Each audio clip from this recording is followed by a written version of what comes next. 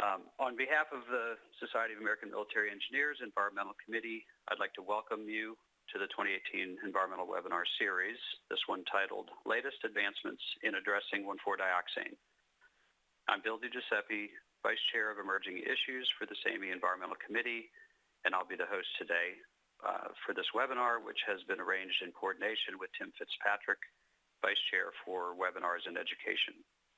Before we get the webinar started, I'd like to introduce Mr. Rick Cox, the Chair of the SAME Environmental Committee, who would like to make a few opening remarks. Go ahead, Rick. Thank you, Bill. Hi, I'm Rick Cox. From BMT Designers and Planners, I serve as Chairman of the Environmental Committee. And this webinar would not be possible without the superb efforts of Tim Fitzpatrick from SGS Analytical. The Environmental Committee has conducted numerous webinars over the past year on this topic of emerging contaminants. Additionally, we plan to have multiple sessions on this topic at this year's JETC, which will be held in Kansas City in late May. SAME has extended the deadline for presentation submittals until January 26th. If you have any ideas and topics that you'd like to present at JETC, I invite you to take advantage of this extension to submit a paper. This webinar supports one of the committee goals, and that is to broaden and diversify webinars. To achieve this, we need your involvement. We need your ideas and feedback on future webinars. And we welcome your attendance for our monthly committee calls, which are held on the third Wednesday of each month at 3 p.m. Eastern. Finally, to be informed and stay engaged with the Environmental Committee, I recommend you join both the committee and our LinkedIn group. To join these two forums, you'll find links on the committee webpage at www.sme.org/environmental. Thank you, Bill, and I'll turn it back over to you. Okay.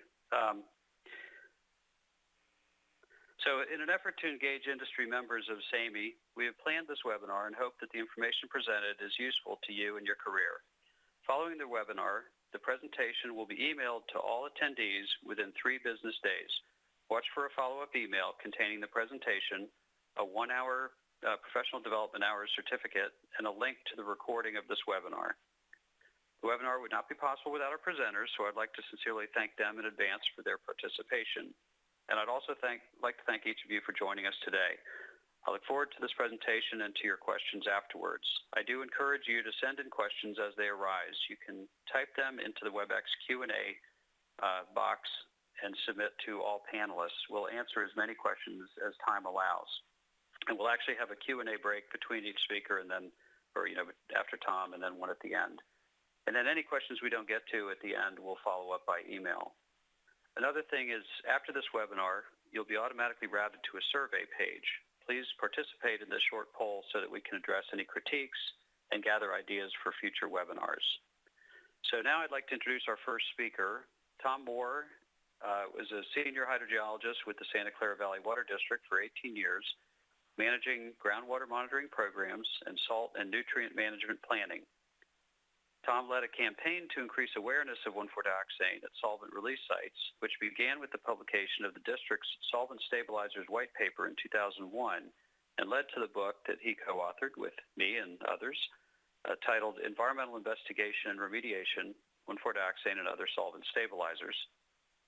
Tom has published on numerous topics, including 1,4-dioxane remediation technologies, the application of solid phase extraction for 1,4-dioxane analysis, which is now used as standard in EPA Method 522, perchlorate isotope forensic investigations, an algorithm for prioritizing investigation of past dry cleaner operations, differentiating sources of nitrate using stable isotopes, and anaerobic bioremediation of gasoline compounds.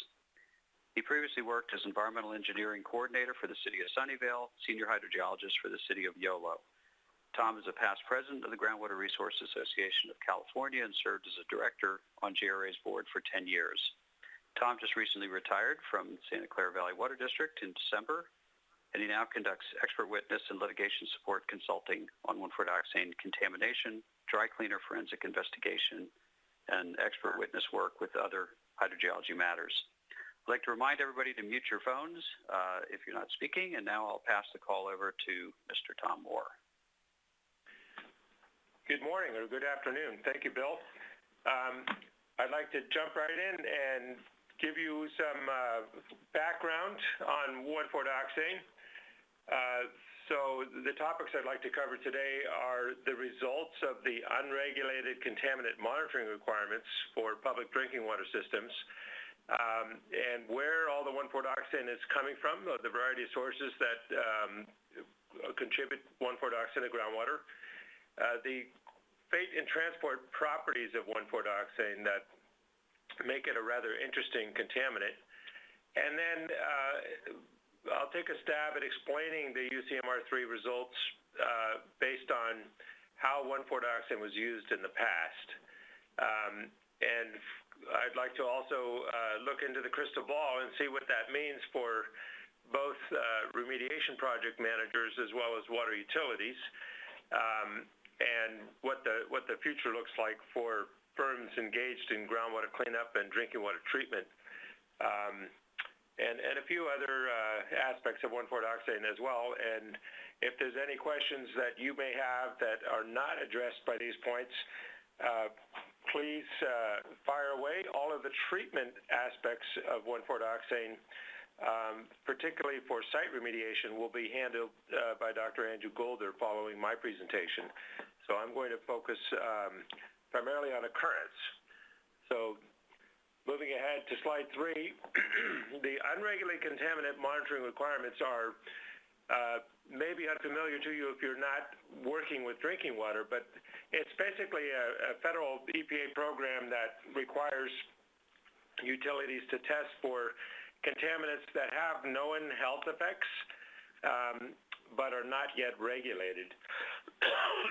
So every 5 years, EPA establishes a Contaminant Candidate List, a longer list of prospective contaminants that might be good candidates for testing, and they narrow that down. And I actually testified to the Science Advisory Board recommending that 1,4-dioxane be included in the UCMR3 because of the research I had done in preparing the book showed that it should be widespread, because if you look at drinking water data for the occurrence of the solvent to which 1,4-dioxane was added, that's 111 TCA, and its breakdown product 11 DCE, they occur fairly frequently in drinking water sources at about a 5% occurrence rate. So I was expecting the similar rate of occurrence for 1,4-dioxane, also because 1,4-dioxane is very persistent. It's resistant to abiotic degradation. It does not hydrolyze. And it's also fairly resistant to biodegradation under ambient conditions, but not entirely, as you'll hear more from in Andrew's presentation. And one of the reasons that this issue is coming to light now, even though 1,4-dioxane has been in production and industrial use for 60 years, is because the ability to see it in groundwater samples was only refined in the late 1990s, where the GCMS methods were improved with heated purge and trap and other refinements to allow chemists to see it at lower levels in the lab. Until the 90s, it was really only visible in the hundreds of parts per billion, and it was not a target analyte on the 8260 list, so it did not show up much until the analytical enhancements came about. So when one looks at how solvents were used, particularly the solvent to which 1,4-dioxane was added, there's definitely a high potential for a 1,4-dioxane occurrence in drinking water, as you'll see. I'm on slide 4. The public drinking water systems tested in UCMR included those with more than 10,000 connections. So there were about 40,000 groundwater sources sampled and about 30,000 surface water sources. And the test method used was EPA 522, which is solid phase extraction, tandem mass spectroscopy, with a reporting limit of 0.07 parts per billion. That's a single analyte test, and it costs about $150 per sample. So the results are shown on this map of the contiguous states, and not surprisingly, most of the occurrences above the reference concentration, which is the EPA 2012 health advisory level of 0.35 parts per billion. The red dots represent where that was exceeded. The gray dots represent where there was a detection above 0.07 parts per billion, and the empty dots are non-detects. The occurrence coincides pretty well with the industrial areas in the United States, and the occurrence represents a pretty high frequency of detection. This map and the figure now on slide 6 is from a paper that Dave Adamson published in 2017 in Science of the Soil Environment. I co-authored on that. And this plot is showing detections on the x-axis on a log scale and exceedances of the threshold on a log scale on the y-axis. And the idea here is to show how 1,4-dioxane compares to the other contaminants in the UCMR3 testing set. So while we've been hearing a great deal about perfluorinated compounds lately, a very important emerging contaminant, 1,4-dioxane frequency of detection and frequency of exceedance is higher.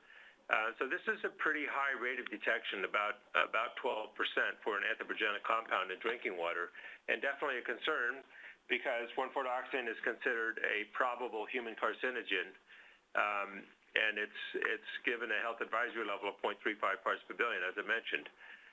Moving on to slide 7, the breakdown of how 1,4-dioxane occurs in drinking water systems can be sliced and diced by the size of the water system, more occurrence in large water systems than small, more occurrence in groundwater than in surface water. Yet there is a surprisingly high rate of detection in surface water, which I personally did not expect because surface water has quite a lot of dilution going on. And the concentrations were higher in larger systems than small and higher in groundwater than surface water, but not a great deal of difference. So moving on to slide 8, I mentioned I was surprised about the surface water occurrence. I did list some surface water occurrences in the book. However, I had to dig pretty far and wide to find those, and quite a few of them were not even from the United States. So there hasn't been a great deal of surface water testing, but one of the reasons that we do see it in surface water is that the basis for regulating discharges to surface water is usually aquatic toxicity, and 1,4-dioxane is not very toxic to aquatic organisms. It's in the part per million range, tens to hundreds of parts per million range for the discharge. So the consideration that it might be a drinking water contaminant was not taken into account in setting those regulatory standards for NPDES effluent discharge. Moving on to slide 9, here's an example from North Carolina. There's the greatest number of surface water detections come from the Cape Fear watershed, where several cities are drawing their water from the Cape Fear River, and the Cape Fear River has fairly high concentrations of 1,4-dioxane in it due to a variety of textile and plastic and pharmaceutical plants within the watershed. This is an example of one large PET plant that I believe was shut down in 2014, but it's a massive scale. You can see by the size of the rail yard there that this is a gigantic plant right next to the river, and the concentration in groundwater next to the river is 20 ppm. The allowable discharge to the river was 730 parts per billion, and so it's not surprising then that there's dioxin in the river. And that's still the case today, and it's being studied in detail. There's been several good papers come out on that. So what are the sources of 1,4-dioxane? There are a number of industrial applications where 1,4-dioxane is used directly as a solvent, and those include production of cellulose acetate membranes. It was used at 90% solution and scintillation counting. That's a life sciences technique for tracing a radiolabeled substance in a laboratory animal or in the human body. And then its scintillation counting is a way of detecting those radiolabeled compounds. It's used in the production of brominated flame retardants. It's used directly in production of pharmaceuticals, and there's actually allowable residual in pharmaceuticals. It's been used a bit in the paper industry, but not in high volume. But far and away, the largest use of 1,4-dioxane was to stabilize 1,1,1-trichloroethane, also called methylchloroform, against reactions with alkali metals, and aluminum in particular, but also magnesium and vanadium. So when you're doing vapor degreasing, what you're doing is boiling the solvent. And when it contacts aluminum, particularly aluminum chloride salts, it sets up a reaction that breaks down the solvent and ruins the parts being cleaned. And so that's to be avoided. And what Dow Chemical found in the 1950s is that 1,4-dioxane works pretty well to inhibit that reaction. And so they patented the technology to stabilize methylchloroform so that it can be used safely in vapor degreasing. And that opened up the market, although it really didn't take off until the mid-1970s and began to replace TCE as a favored chlorinated solvent for vapor degreasing. 1,4-dioxane also occurs as a byproduct in the production of ethylene glycol compounds, antifreeze, and the aircraft de-icing fluids. Also in all kinds of soaps, ethoxylated surfactants contain 1,4-dioxane as a byproduct unless the reaction is controlled to prevent it. And the production of resins and PET plastics, as well as a byproduct of polyethylene glycol compounds. So it does occur as an impurity of a number of different products. But as I mentioned, the largest occurrence of 1,4-dioxane is as a stabilizer of TCA. And the example I cite there is that in 1985, 90% of all the 1,4-dioxane produced in the United States went to stabilize TCA. So the amount of 1,4-dioxane added to TCA was in the range of 2.5 to 4%, depending on which grade of solvent was used and who produced it. Dow did license the technology to Vulcan Materials. Other solvent producers used different alternatives, including 1,3-dioxylane and a few others to also inhibit that reaction with aluminum. But the reason that we see a lot of 1,4-dioxane at vapor degreasing sites is because 1,4-dioxane boils at a higher temperature than TCA. TCA was used until 1996 when its use was banned because TCA is one of the ozone-depleting compounds that was eliminated in the Montreal Protocol in the industrialized nations. So we're really talking about 1,4-dioxane as a legacy contaminant. It's no longer being released in large quantities from its main use as a chlorinated solvent inhibitor. So I have a breakdown of the different uses of TCA.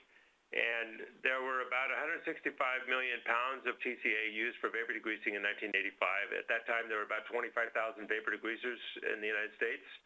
And most of the TCA produced was stabilized with 1,4-dioxane. There's some question about 1,4-dioxane occurrence in TCE plumes. That is a fact. It's widely found in TCE plumes. But the reason for that is because in many locations, particularly facilities with operations that span many decades, TCE was used first, then it went out of favor because of worker health and safety issues and smog formation issues, so it was later replaced by TCA. And because of the different timing of the breakdown, you see the two compounds co-located. However, 1,4-dioxane was not a stabilizer of TCE. This is a diagram in slide 12 of a vapor degreaser. And the idea is that the part coming in is cold relative to the solvent vapor, so the solvent vapor condenses on the part, which is great because it then goes inside the blind nooks and crannies where it's really hard to get at with any kind of physical cleaning. And this process works wonderfully. It's used in electronics and metal manufacturing, all kinds of things. But when you boil TCA at 87 degrees, it forms vapor. At that temperature, only about a quarter of the 1,4-dioxane present in the solvent enters the vapor phase. The rest remains in the liquid phase. Now, the liquid phase is where the oils and greases and soldering flux and buffing compounds, they come off the parts being cleaned and they collect in the liquid phase. And after a while, that liquid phase becomes too oily to use. So when it reaches about 25% oil, the operator guidance is to discard it and replace it with fresh solvent. Also, because the ongoing use of the solvent depletes the stabilizer, a lot of times fresh solvent is added. So what you get is an iterative enrichment of the liquid phase with 1,4-dioxane, so that whereas you start with about 3% 1,4-dioxane, you can increase the weight percent fivefold to 15% after about 4 to 6 weeks of operations. And that's stated here in this diagram, where you get about a 2/3 increase in the this is an experiment done for an ASTM publication showing a 68% enrichment of 1,4-dioxane and used TCA. So moving on to slide 14, I mentioned scintillation counting. That's Bray's solution used for scintillation counting until the early 1970s when it was discontinued due to toxicity reasons. But that stuff had 90% 1,4-dioxane. And so we have life science experiments in laboratories, particularly universities. If they had a landfill, that landfill is going to receive this waste, and you have what follows is groundwater contamination with 1,4-dioxane. So there were about 700,000 liters of scintillation counting wastes discharged from research facilities in the 4-year period from 89 to 93. That found that in a publication that cataloged that. So it's interesting that while this is a small volume use, where it did happen, it's significant. And so if you look at those few universities that have their own landfills, quite a few of them have their own 1,4-dioxane plumes. So that's an interesting sort of side effect of using this 1,4-dioxane as a tool in scintillation counting. Works great for the purpose. Nowadays, they use toluene instead.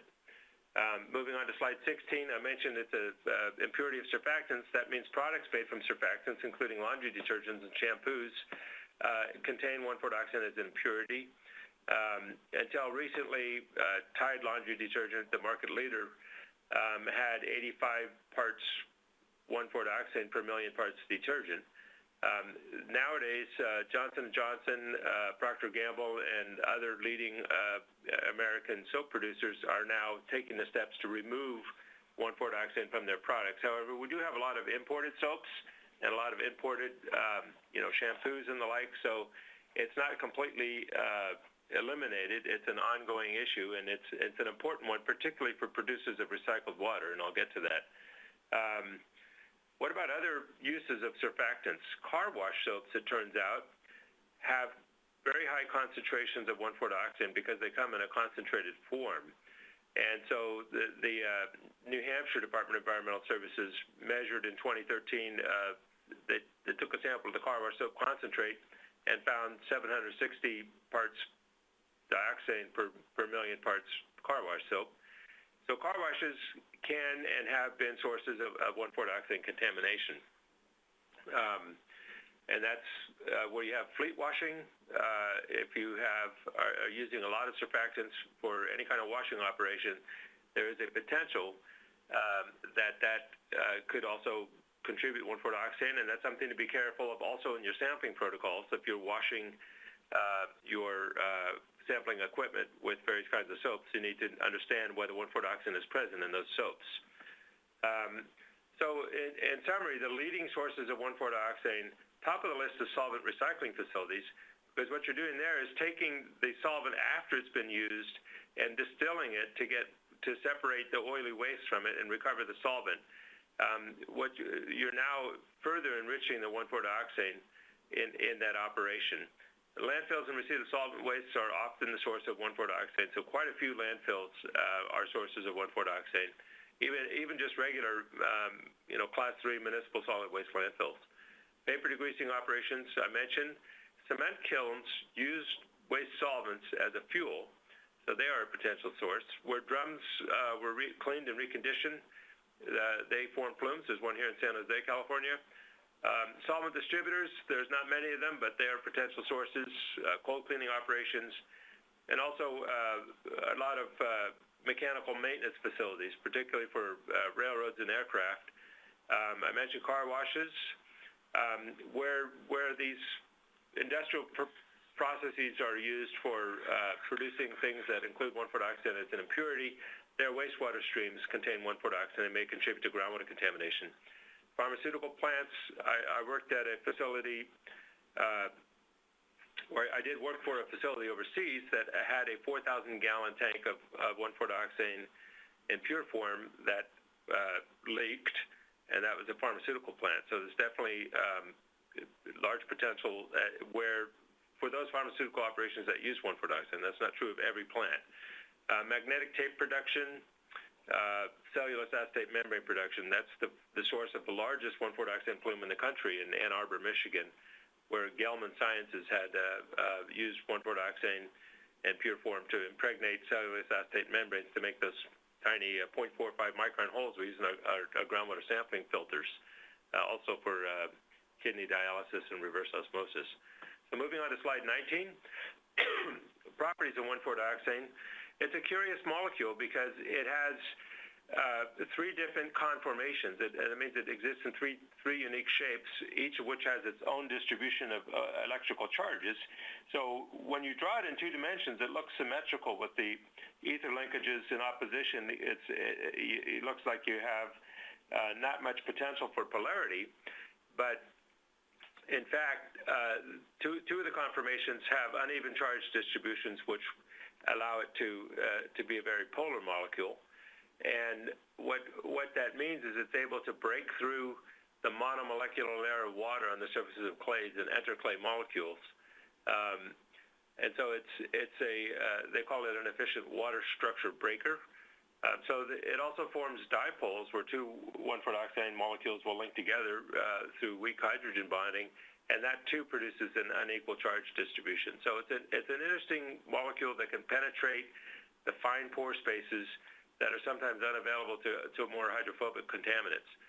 So it's hydrophilic, soluble in all proportions, and that's one of the greatest challenges both for analysis and treatment, which we'll hear more about. So I mentioned it can penetrate the layer of water. It also can enter into the mineral structure of clays, which means it can penetrate clay liners and landfills. These are some findings in the geotechnical literature that it can actually open up the clay layers and enter the clay layers. And on the flip side, where you have iron-rich montmorillonite or smectite clays, they can actually generate hydroxyl radicals under natural conditions, which can oxidize 1,4-dioxane. That was noted in a recent publication. And so there was a calculation done in a Canadian Geotechnical Journal publication that calculated a 1 meter thick clay liner would get penetrated in 5 years from a strong source of 1,4-dioxane at 300 parts per million and lead to groundwater contamination exceeding 30 parts per million. So definitely a mobile contaminant, but because it's hydrophilic, it does like to occupy the fine pore spaces, so it's also an issue with back diffusion. The regulatory drivers for cleanup are summarized here by states. The lowest is currently Massachusetts. The driver is the EPA Health Advisory level of 0.35 parts per billion, which was recently adopted by Colorado. New Jersey has 0.4. Michigan just lowered theirs from 85 to 7.2. New York is reconsidering, is weighing the adoption of a state MCL for 1,4-dioxane. It's currently using 50, but I understand that's going to be updated next month. So there's quite a dartboard, quite a wide range of advisory standards in use in the different states. And it's definitely a challenge for corporations operating in multiple states, and it leads to a lot of confusion. And it does speak to some of the uncertainty regarding the toxicology of 1,4-dioxane and what the basis should be for regulating it. So I mentioned that TCA is the leading source of 1,4-dioxane, but do we see TCA in these wells that have 1,4-dioxane detections? The answer is generally no, because TCA is far less stable. It hydrolyzes pretty easily to 1,1-DCE in vinegar with a 2.9-year half-life, and it also biodegrades to 1,1-DCA. So you would expect then, after 23 years of a 2.9-year half-life, that nearly all of the TCA would get converted to DCE and DCA. So what you should look for then is a co-location of 1,1-DCE and 1,4-dioxane or 1,1-DCA.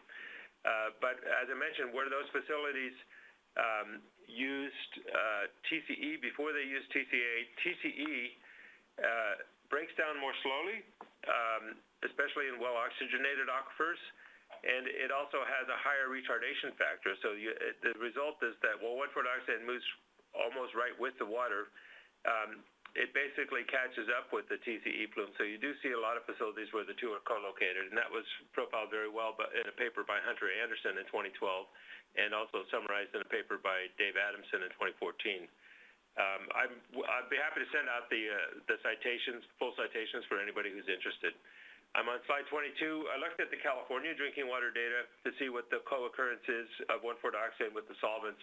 And far and away was 1,4-dioxane by itself, followed by 1,4-dioxane with TCE and TCA and its breakdown products. The notation I'm using here with this sort of TCA factorial with the exclamation point means TCA and its breakdown products, or TCE and its breakdown products. So I'm counting any of the breakdown products as presence of TCE, acknowledging that there are other ways those contaminants could be present. So the grouping then is that there is quite a few sites where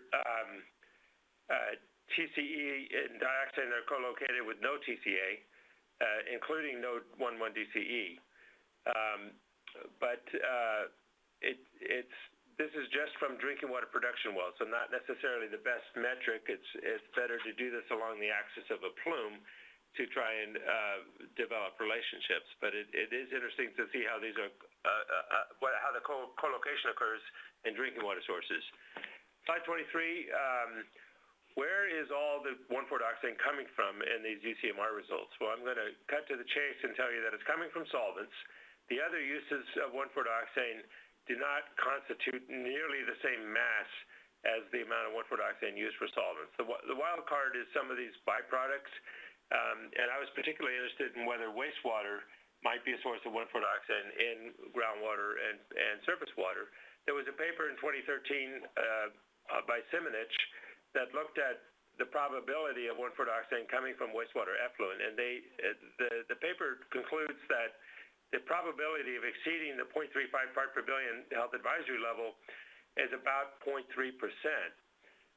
Yet the rate of exceedance that we see in the UCMR data is 1.9%. So that suggests there are other dischargers to the rivers in addition to municipal treatment works, to wastewater treatment, that are contributing 1,4-dioxane. And I mentioned some of those because the effluent is not regulated to the drinking water level. You see rather high discharges of 1,4-dioxane from some of the industries that use it or produce it as a byproduct.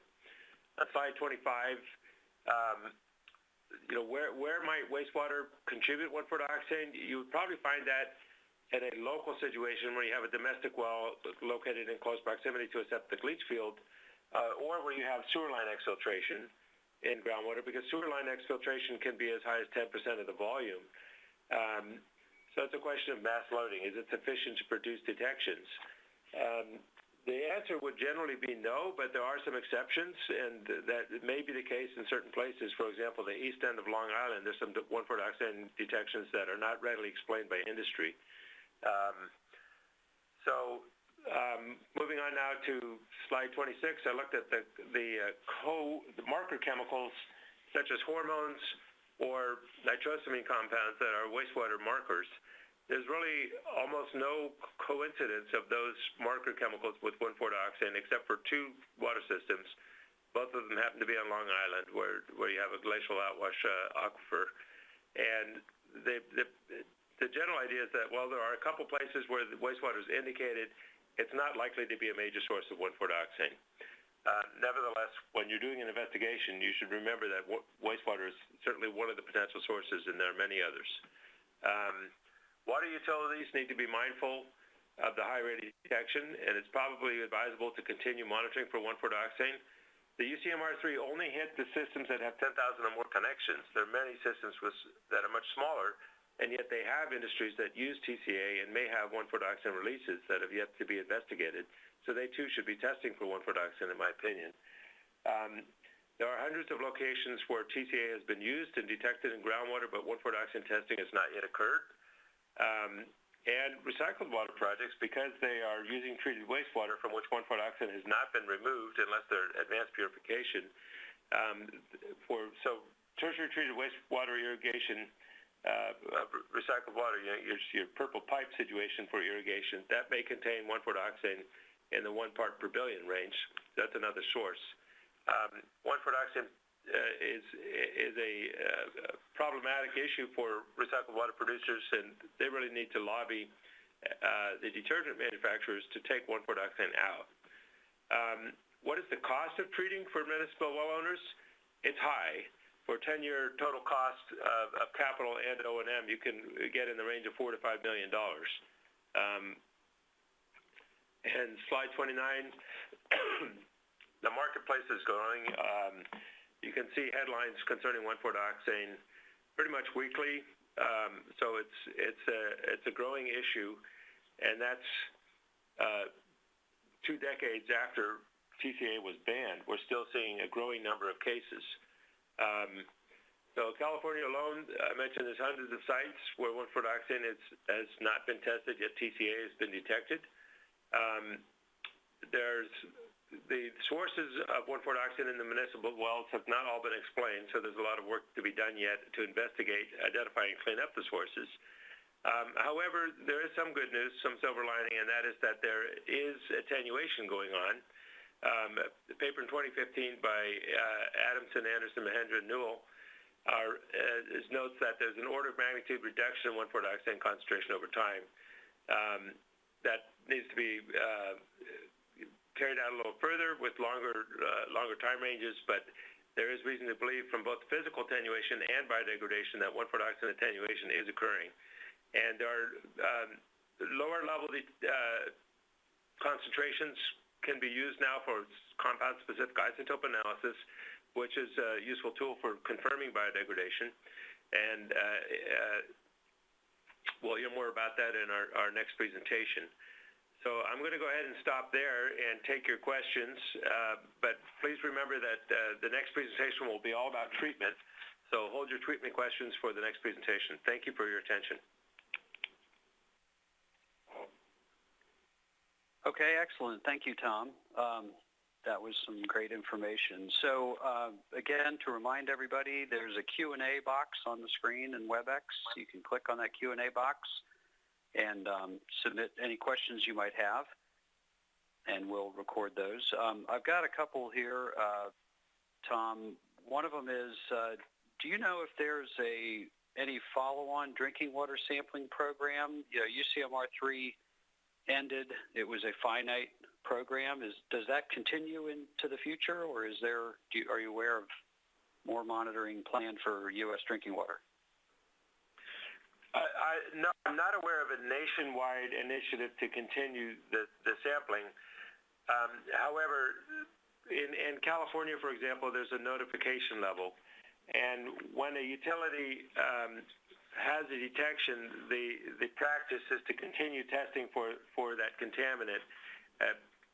That's usually true for when it's a regulated contaminant, but because the notification level requires that the consumers be notified if the 1 part per billion is exceeded, the utility is motivated to try different methods to drop that from their reporting by blending their wells together or shutting down the well with the detection. And so continued monitoring is usually the result of the standard utility operation practices. And where the action levels are lower, some states are requiring any utility with the detection to continue testing. So it's going to be a bit of a split database. The results after 2015 in the state drinking water databases will not be you'll no longer be able to back out the rate of detection. You'll only be looking at individual sources after that. Okay. And then kind of a related question is monitoring of dioxane in landfill leachate a requirement, or how does that continue to be monitored as a source? Yes. There's a 5-year leachate analysis requirement where I want to call it Appendix 9 for the CFR 40 RCRA monitoring requirements. the 1,4-dioxane is included on that list. That's true. However, the method is, I think the method is not clearly specified. So you're usually using 8270 with isotope dilution or 8260 in selected ion monitoring mode and isotope dilution. The lowest level detection method is 522, but that's not usually used in a landfill context. Yeah, that's interesting because I'm aware of a dioxane being in Appendix 9 testing, but in the past that was with a 100 microgram per liter detection limit, sort of 20 years ago. So, okay, interesting. Okay, another question, and then we'll move on, is related to regulation or interest in 1,4-dioxane outside the U.S. Are you seeing that it's as much of a concern and or regulatory, community concern there, press, media? Not yet, Bill. The World Health Organization standard for 1,4-dioxane in drinking water is 50 parts per billion, and the European Union countries are not yet looking for it much because it's not a bioaccumulative contaminant, and their list has a criterion of bioaccumulation, and so 1,4-dioxane has not as yet been a priority for their monitoring. However, there was a recent survey in Germany done and published, and there's been interest, I understand, in Australia and England. One of the, I get a lot of inquiries, as I'm sure you do, Bill, from parties who are working with the problem. So where there's a direct connection of an industrial source and a drinking water system, sometimes it's just hard to ignore it because it's present in high concentrations and it shows up as a peak on the gas on the chromatograph, and that leads to its identification and search for an unidentified peak. So there are places, for example, in Taiwan, the Nakdong River had north of 100 parts per billion at one point, and they finally brought it down below the 50 part per billion with the WHO standard. But that was the effluent of polyester textile manufacturing plants on that river, and that is affecting the fourth largest city in the country, 4 million people. So there are places where it's definitely showing up. Japan has done quite a lot of work on it, but I would not say it's nearly as much focus on 1,4-dioxane in drinking water as there is in the United States internationally. Okay. All right, excellent. Thank you, Tom. Appreciate it. So now I'd like to introduce our next speaker. Dr. Andrew Madison is a senior geochemist with Golder with over 10 years of applied research and consulting experience in environmental remediation. Andrew is one of the leaders of Golder's Emerging Contaminant practice, where he works with a team of professionals to identify, manage, investigate, and remediate substances such as 1,4-dioxane, per- and polyfluorinated compounds, inorganic species, and other pollutants. His particular focus is on the remedial design with an emphasis on in situ remediation systems, including engineered bioremediation and chemical oxidants and reductants. As part of this work, he has extensive experience with soil and groundwater, geochemical and microbiological investigations, contaminant hydrogeology, implementation of bench and pilot scale studies, and development of innovative remedial technologies. Dr. Madison has published over 20 peer-reviewed articles and book chapters in the environmental chemistry and microbiology fields. I'd like to turn it over now to Dr. Madison. Go ahead, Andrew. Thanks, Bill. Appreciate that intro. So I'm not going to lie, it's pretty difficult to follow Tom in a presentation. I certainly didn't write the book on 1,4-dioxane, but certainly do the best I can. So certainly want to thank the webinar attendees for their interest and for following along in a topic that I find pretty interesting day in and day out. So today I'm going to be talking about the current state and advancements of treatment technologies for 1,4-dioxane. So I'm going to include kind of an overview of some ex situ technologies as well as some in situ technologies. And I'm hoping that by the end of this presentation that the presentation will provide a pretty good discussion on what the most viable technologies are for field application of treatment of 1,4-dioxane.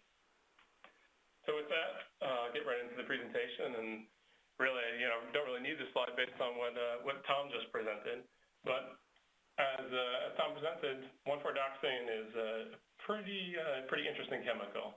It has some pretty unique physicochemical properties that make it pretty difficult for treatment. In particular, the two oxygen atoms in 1,4-dioxane make it entirely miscible in water. And then owing to this miscibility and the low Henry's law constant, 1,4-dioxane does not readily transfer from water to air.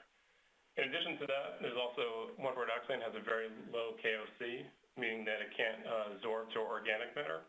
So really what this means is that our traditional treatment technologies that rely on such as air strippers or granular activated carbon, really are not effective at treating 1,4-dioxane.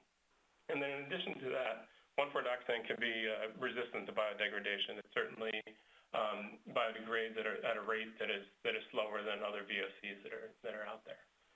And overall, due to these properties, 1,4-dioxane can migrate rapidly in groundwater as we've seen, which ends up resulting in these large dilute plumes that are very difficult to treat. And then most importantly, as Tom had shown in his slide deck, was that the treatment standards and the treatment criteria that we need to achieve the remedial objectives are very low. As Tom mentioned, I sit in New Jersey, in my home state, the standard for 1,4-dioxane, groundwater quality standard, is 0.4. My hometown state, my original state of Massachusetts, is even lower than that. So really what that requires is highly effective treatment, sometimes on the orders of greater than 99% reduction. Now, fortunately, all hope isn't lost. There are a number of ex situ and in situ treatment technologies that are capable of treating 1,4-dioxane. In particular, under the ex situ technology, so this is typically looking at removal of groundwater in a pump and treat system. There's advanced oxidation processes, or AOP, as you'll hear me call it later in the presentation. AOP systems use the production of hydroxyl radical, and they use that as an oxidant to achieve some effective 1,4-dioxane treatment.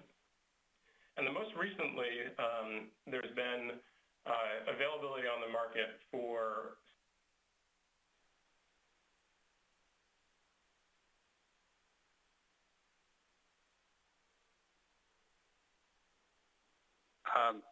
Andrew, your audio has stopped. Are others hearing that? Yes. Okay. How to stop Andrew from talking? Hold on a second. Wastewater treatment component attached to it. There we go. We got it. Sorry, Andrew, you broke out a moment there, but you're back. Thank you. Oh, okay. So you might want to repeat the last 5 seconds. Oh, yeah, no problem. So I was just talking about biological treatment, and I mentioned that I probably wasn't going to really get into it too much today, because that's more based on site-specific conditions. So it's most applicable to and most cost-effective at sites where you already have a large-scale wastewater treatment system in place. I'm also going to then switch to the in situ side of things, which might be a bit biased, but I find to be the most interesting and the most advancing technologies that can treat 1,4-dioxane. Talk about some chemical oxidation methods that can be used in situ. Also talk about the advancement of thermal technologies. These same thermal technologies that are being applied to other VOC sites can also be applied to 1,4-dioxane. And then once again, I'm biased because my background is in microbiology, but I'm going to be talking about the advances that we've made recently in understanding the biodegradation of 1,4-dioxane and how that applies to using natural attenuation approaches for sites, as well as looking at enhanced biodegradation techniques. In addition to that, there's also many published studies out there that have used phytoremediation approaches. Won't really focus on that much today, really, because for the same reason, the biological treatment, phytoremediation is really site-specific. It requires a shallow groundwater table and often a shallow confined aquifer with specific geochemical conditions. So with that, I'm just going to jump right into the ex-situ technologies, beginning with the advanced oxidation processes. So there's really a subset of AOP technologies that are used to treat 1,4-dioxane impacts, as well as other VOC impacts. And the two most commonly used AOP systems are the UV peroxide systems and the hydrogen peroxide with ozone systems. I also listed here the photocatalytic membrane system, which is the photocat systems. These are pretty common in wastewater treatment systems, and they're being used more frequently across the country. I think to date, last I checked, and Tom can certainly correct me on this, I believe in the East Coast that there's 3 active systems that are using the photocat system. So AOP systems are well established with very high removal efficiencies at very high flow rates. So these systems are typically used at municipal water facilities and DOD and private sites with high influent flows. We're talking flow rates greater than 200 to 300 gallons per minute. But the biggest disadvantage of the system is that they have upfront capital costs and O&M costs that are often higher than conventional treatment technologies and treatment systems. So more expensive than your typical air strippers or your GAC systems. In addition, as with most ex-situ technologies, the AOP systems can be negatively affected by the influent matrix, which may require some pre-treatment to remove chemicals, or also may require increased oxidant usage, which has cost implications. In addition, the AOP systems that use hydrogen peroxide and ozone can also generate undesirable oxidation byproducts, such as bromate. Unfortunately, these things can be handled in design and implementation. The other ex-situ technology that I had mentioned before was the sorption technology, and this is the synthetic resin that's produced by Dow, which is the AmberZorb 560. And this has really come onto the market in the past couple of years and shows a lot of promise. It's been applied at field scale sites for high removal efficiencies. AmberZorb is a resin with a unique hydrophobicity and pore size distribution, which creates a resin with high affinity for organic compounds in addition to 1,4-dioxane. So that's really where you're getting the high removal efficiencies, or the greater than 99% removal efficiencies for 1,4-dioxane. The really unique thing with the resin is that it can be regenerated through steam heating and condensation. So once the resin is loaded with 1,4-dioxane, you can pump steam through it. The steam will remove the 1,4-dioxane, and then you can concentrate that steam and then treat and remove the 1,4-dioxane condensate. The other pretty unique thing is that the equipment requirements for a treatment system for using AmberZorb are really similar to GAC treatment systems. In fact, we have a couple of projects and a couple of clients where they've actually opted to include the vessels. So AmberZorb requires vessels to hold the resin. So a couple of our clients have actually been working on sites where 1,4-dioxane may be an issue. When they were initially designing the treatment system, they included on the end of the treatment system a couple of vessels that could be used potentially in the future for AmberZorb. The thought being that this could potentially lower costs in the long term. The other significant advantage of this, obviously, is that it's less costly than the AOP systems. Lower capital costs and lower O&M costs. That being said, unlike the cost for GAC, there is a significant upfront capital cost in actually purchasing the resin. And that's largely due to the fact that it's manufactured by a single manufacturer, that being Dow, and there's a single supplier of the system, ECT2. Which is not to say that anything bad about the suppliers. It's just there's just very little competition in the market. And one of the main drivers for really deciding on if you're going to use the AmberZorb is it has a limited flow capacity. So typically we're using AmberZorb on sites with flows that are less than 200 to 300 gallons per minute, depending upon the influent matrix that we're seeing. And similar to other sorption technologies such as GAC, there may require some pre-treatment to remove some of the influent chemicals and constituents. In addition, there's potentially need for polishing treatment after the AmberZorb. And then the other disadvantage, not a huge disadvantage, but it does require some pilot study to understand what the removal efficiency of contaminants is, especially as it pertains to 1,4-dioxane, as well as what the regeneration frequency is required to regenerate the media.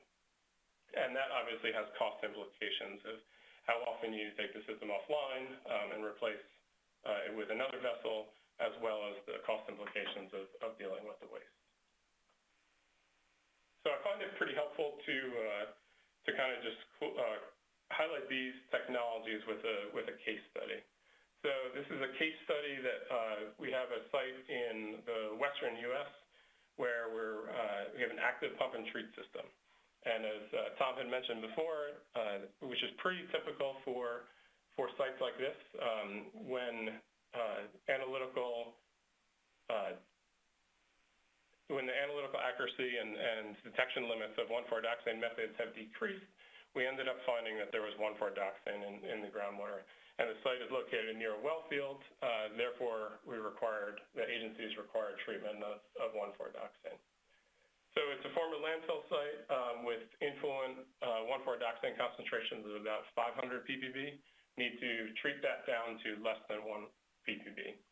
So as part of this, we looked at both the AOP systems and sorption treatment technologies, because we're really right on the cusp and the edge of the flow range. So we're looking anywhere from around 200 to 300 gallons per minute. So as part of the AOP systems, we looked at the UV peroxide, the ozone peroxide, and the UV ozone systems. And what we found in bench scale studies and actual field studies at the site was that all three systems were able to successfully reduce 1,4-dioxane concentrations less than the 1 ppb. The one problem that we did encounter, and I had mentioned this earlier, was with the ozone systems.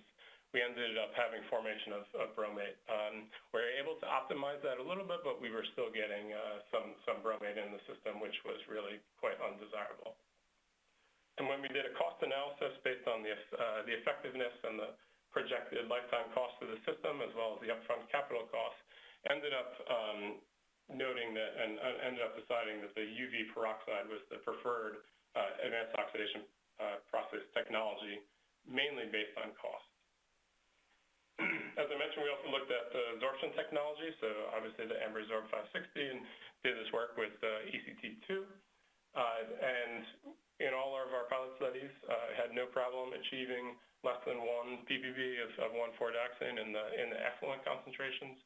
As a matter of fact, combined with a GAC system, we were able to remove all of the organic COCs with the absorption technology. So now just recently, as of actually just last week, we ended up finding out and realizing that we needed to capture another portion of the plume. So this drove our flow rates even higher, also ended up with a difficult matrix. The new area that we had to capture had really high TDS and sulfate. So it's ended up kind of shifting us from the sorption technology to an AOP system. And we're currently out there designing and will be designing a UV peroxide system. So with that, that's just a real high-level overview of the ex-situ technologies, and mainly the ones that have been commonly applied and effectively applied to sites. So I'd like to take this time now to shift towards the in-situ technologies that have made some significant advances in the past couple of years and have been increasingly applied to sites and offer a lot of promise for 1,4-dioxane treatment. So I'll begin with chemical oxidation, or in-situ chemical oxidation, ISCO for short. Over the past several years, ISCO has been applied at a growing number of contaminated sites.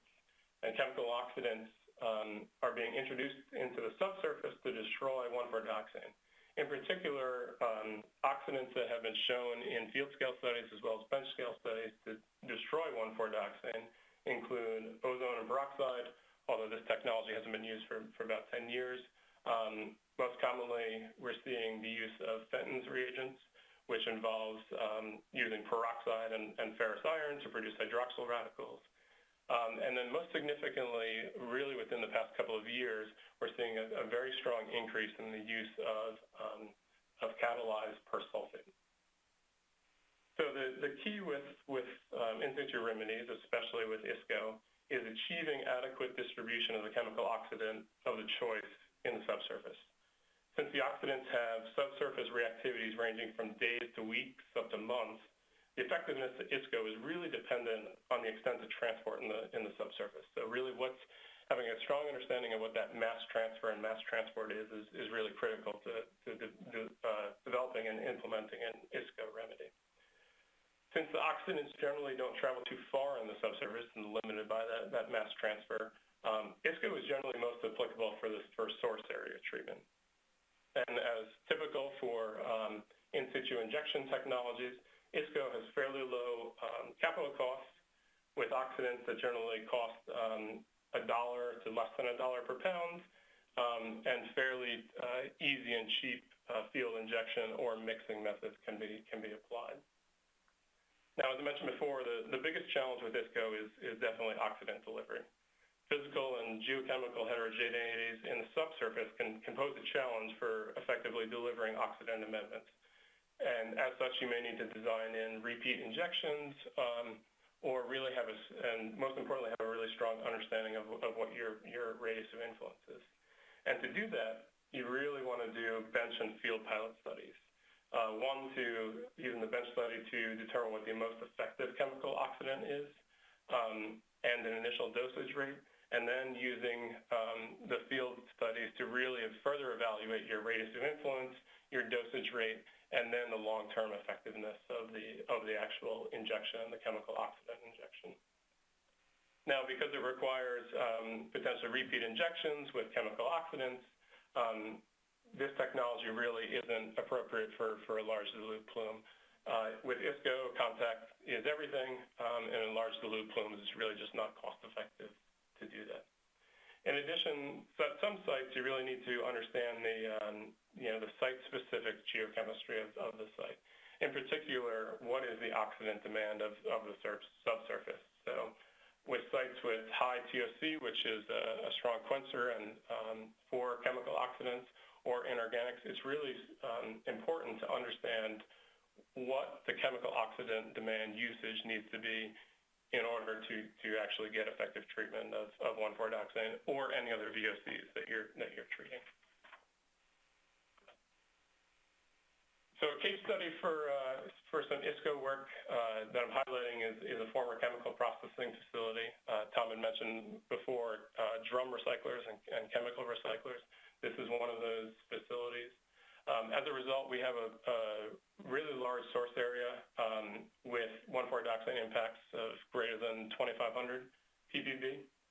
And as part of this work, we started off with doing some bench scale studies.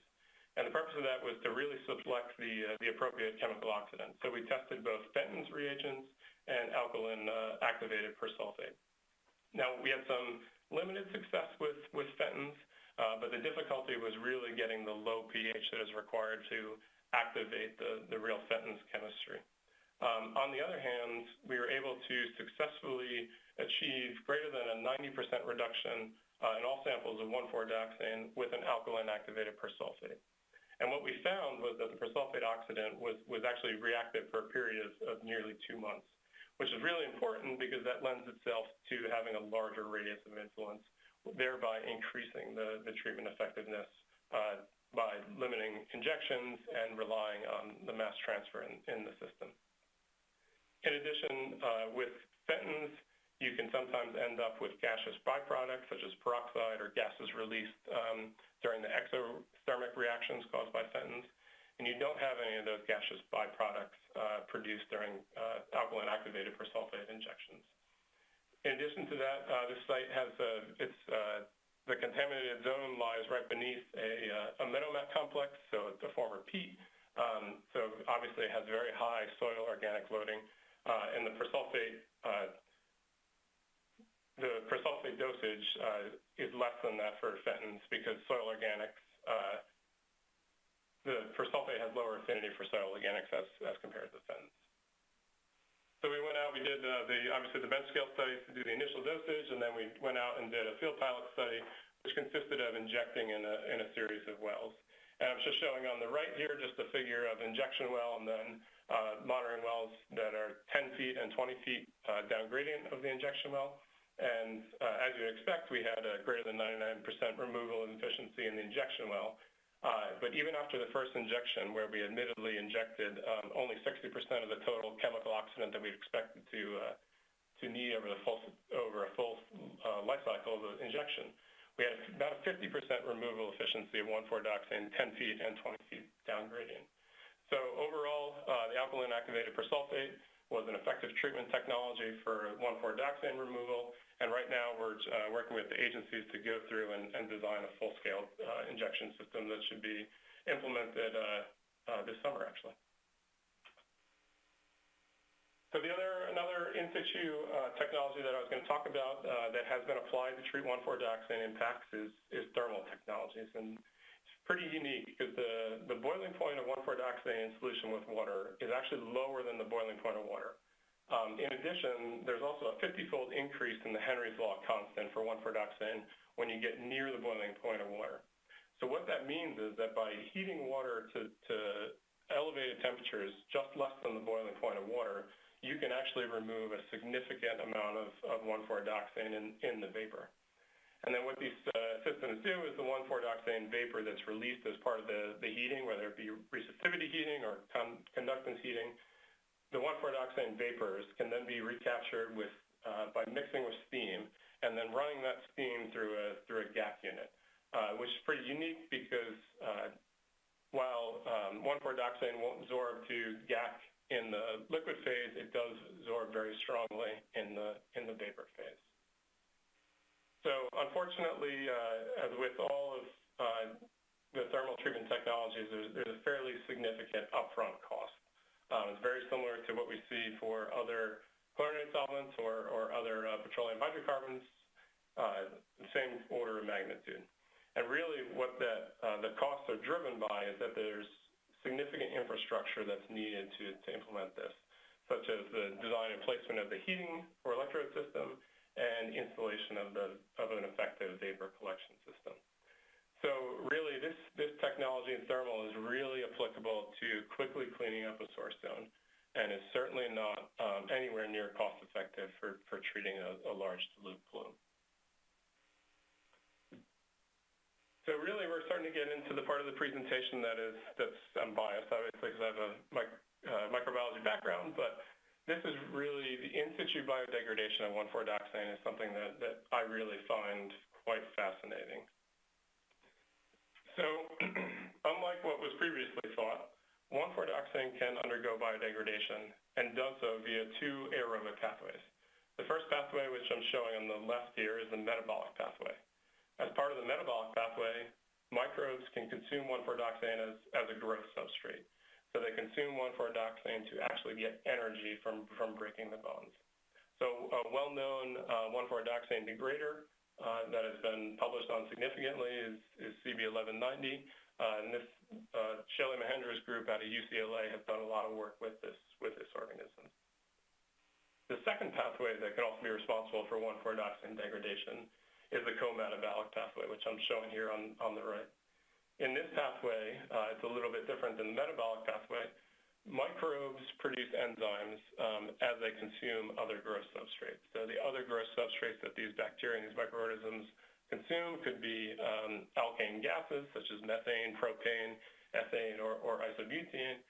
It could also be, these bacteria can also grow off of other growth substrates, such as tetrahydrofuran. And in the process of growing off of these growth substrates, the bacteria produce enzymes to break down the growth substrates and aid in their metabolic activity. But it just so happens, and it's quite fortuitous, but these enzymes actually will break down 1,4-dioxane. So it's a non-selective process, and it's, the breakdown of 1,4-dioxane is not growth supporting, hence the co-metabolic pathway. So the challenges of sorry, I'm jumping ahead here. So really, if you look back at the published literature for the past couple of years, natural or enhanced biodegradation of 1,4-dioxane has become an increasingly important technology for the mitigation of sites impacted with 1,4-dioxane. It's an effective technology and has shown to be effective in bench scale studies and field scale studies. and it's applicable to the entirety of the plume, so both the source area and the down gradient plume area. As with most biological methods, in situ biodegradation requires generally low capital costs and limited long-term O&M costs. It's also very easy to implement, so whether you're doing a natural attenuation and looking at the natural biodegradation, where you're looking at a monitoring remedy and looking at doing a number of monitoring activities, or if you're doing an injection, which is an injection of an amendment to enhance the biodegradation capacity of 1,4-dioxane degraders in the subsurface. Now, the challenges to implementing this technology are pretty typical to bioremediation approaches in that it requires the presence of the appropriate active microorganisms. Now, this is particularly important if you're pursuing a natural biodegradation approach. You need the requisite microbes to be active in the subsurface. On the contrary, if you're looking at an enhanced biodegradation approach where you're bio-augmenting, so you're adding a microbial culture to the subsurface, it's necessary to make sure that the culture that you're adding is actually active in the subsurface and is not being outcompeted by other organisms. Now, with other bioremediation remedies, of course, the actual capacity for remediation and for treatment of 1,4-dioxane is subject to resource limitations. So what are the concentrations of nutrients or other grow substrates that are available to organisms to grow off of? Or potentially, these bioremediation approaches are susceptible to inhibition. Are there other constituents in the aquifer that are limiting the biological activity of these 1,4-dioxane degraders? For example, copper is known to limit the activity of 1,4-dioxane degraders. And then if you're using an enhanced bioremediation approach, obviously you have amendment delivery challenges. And then if you're looking at and pursuing a natural attenuation approach and really getting a strong understanding of what the system has looked like over a long period of time, requires long-term monitoring data, which a lot of these sites don't have because 1,4-dioxane has just been identified as a constituent of concern. So we're going to look first at just a quick case study on natural attenuation, where we are looking at a combination of traditional data analysis and molecular analytical approaches. So the site is a former municipal and industrial landfill site that was active from about 1968 to the late 70s. It was an unlined landfill, as many were at that time, and as a result, ended up with transferring the source contamination down to the dissolved phase and ending up with a very large dilute plume that extends for about 4 miles, composed primarily of 1,4-dioxane up to about 400 ppb levels, and tetrahydrofuran, which exists about up to 300 ppb. So to do this work and to support a natural attenuation remedy at the site, we use the multiple lines of evidence approach that combine the traditional analyses such as trend analyses, geochemical characterization, plume mass estimates, and some actual state and transport modeling, with some new state-of-the-art molecular techniques that have been increasingly available to the environmental community. In particular, we collected samples for DNA and R analysis across the length of the plume for analysis of gene targets that are associated with metabolic and co-metabolic degradation of 1,4-dioxane. In particular, I'm showing here the gene targets for the metabolic pathway, which is DXMO and ALDH, which code for enzymes involved in key steps to the aerobic metabolism of 1,4-dioxane. We also looked at co-metabolic gene targets, soluble methane monooxygenase, propane monooxygenase, and THF monooxygenase to look at the co-metabolic pathways. We also had the opportunity to use compound-specific isotope analysis to look at the enrichment of carbon-13 in 1,4-dioxane across the plume. And we followed up this work by doing microcosms and trying to culture some of the 1,4-dioxane degraded bacteria that we found. So I had mentioned that we combined both traditional and molecular, and really the traditional data was what pushed us in the direction of pursuing the molecular analyses. So I'm showing in the picture on the right just a snapshot of the plume. The upper panel is 2011, while the lower panel is data collected in 2015. And you can see even just over that 4-year period, we've seen a pretty significant collapse in the 1,4-dioxane plume. And that's echoed in some of the mass estimates that we've done, where we've seen significant source mass reductions in both THF and 1,4-dioxane near the landfill, as well as in the entirety of the plume. We've also been seeing geochemical shifts towards aerobic conditions within the plume that are more favorable for 1,4-dioxane biodegradation. And then kind of uniquely, we also did some numerical fate and transport modeling that showed that the only way that we could accurately reproduce the plume and the configuration of the plume was if we included a biodegradation term. So physical attenuation processes alone were not enough to capture the dynamics of the plume. So that pushed us into the molecular direction. So we ended up reaching out and working really closely with Shaili Mahendra's group at UCLA, and they performed a lot of the genetic testing. And what we found was, this is just a snapshot of the biomarker results, was we found that the presence of the biomarkers associated with 1,4-dioxane, so DXMO, ALDH, and some of the co-metabolics that I'm not showing.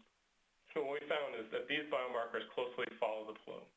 So positive detections of DXMO are shown in red, positive for ALDH yellow, and positive detections for both DXMO and ALDH are shown in green. And what you can see is that, in particular, the co-occurrence of DXMO and ALDH at a number of locations across the plume provide a really strong evidence of active 1,4-dioxane biodegradation at the site. And I'm not showing it here. It's probably beyond the scope of this, but it's kind of cool is that the biomarkers that we measured in the total counts are some of the highest counts that have been measured in environmental samples to date. So that was pretty cool. We also had the opportunity, as mentioned, to do some isotope work. So for those not entirely familiar with compound-specific isotope analysis, it's quite simple. You're just measuring the ratio of two stable isotopes. So for this example, we're looking at carbon-13, the ratio of carbon-13 to carbon-12. And the reason why you're looking at that is because bacteria prefer to consume or degrade contaminants composed of carbon-12 bonds. There's slightly more energy involved in breaking a carbon-13 bond. So what you'll find is as you have increased contaminant depletion over time, you get enrichment of carbon-13 in the contaminant. And that's exactly what we saw here. So in the plot that I'm showing here, as we get towards the fraction of 1,4-dioxane remaining, as we get towards zero, so almost full depletion of 1,4-dioxane, we saw a slight enrichment of carbon-13 in our samples. So that was just another line of evidence.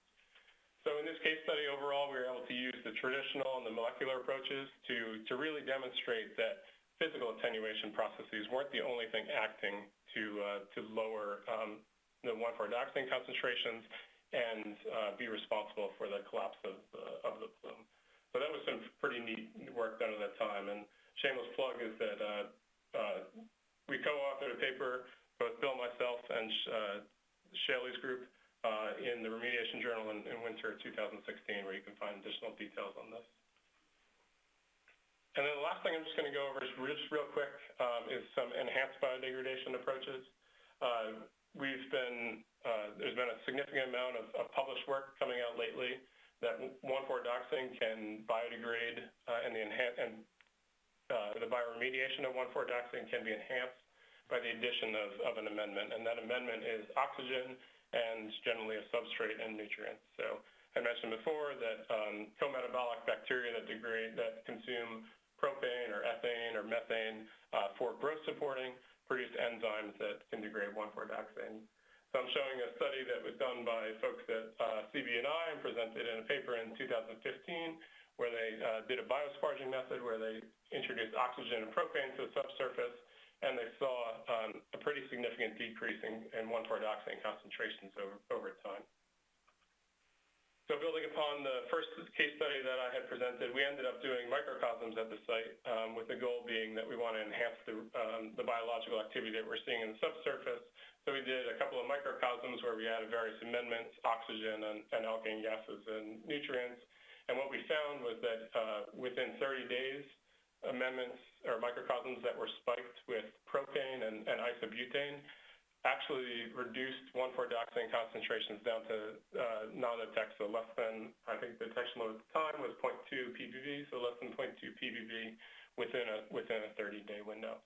So this is just another evidence that that you can manipulate and enhance biological degradation capacity at sites to achieve 1,4-dioxane degradation. So overall, just a couple of real brief and broad takeaways that I'd like to leave you with.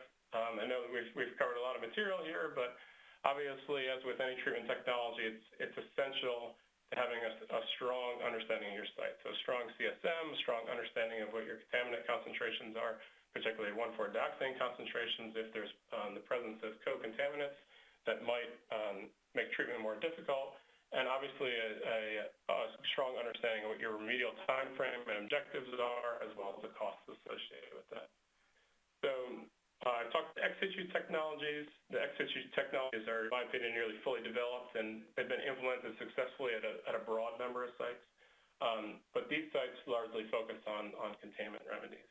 In situ technology is one area that I'm particularly excited about, have been applied more and more across sites. We're looking at source removal using ISCO technology, thermal technologies, and biodegradation, as well as attacking the low concentration diffuse down gradient plume using either an M&A approach or an enhanced biodegradation approach. So kind of looking into the crystal ball, really excited with where 1,4-dioxane treatment technologies are headed. It's been significant development and demonstration that shows a lot of promise. And my feeling is that as time goes on and these technologies mature, that we'll have a significant reduction in capital and operational costs for the cleanup. So with that, I'll just want to thank everyone for their attendance and participation, and entertain any questions. Okay, excellent. Thank you, Andrew. So I again want to remind people, ask questions in the Q&A chat box. We've got a couple that came in at the tail end of Tom's talk that I didn't catch.